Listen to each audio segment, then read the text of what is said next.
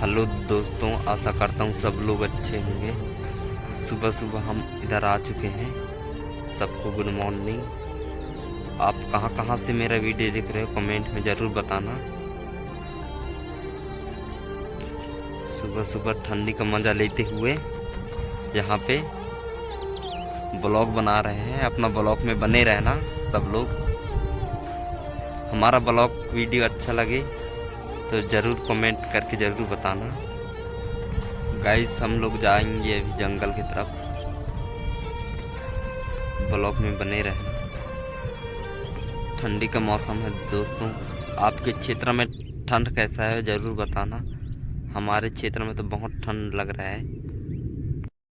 Guys, मैं पहुंच गया हूं जंगल की तरफ।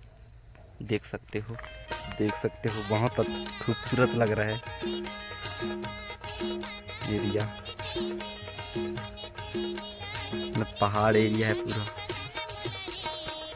बहुत अच्छा लग रहा है इधर। अभी तो सुनसान है। सुबह सुबह बहुत पक्षी आवाज करता है इधर। हेलो दोस्तों, आज का ब्लॉग यहीं पे खत्म।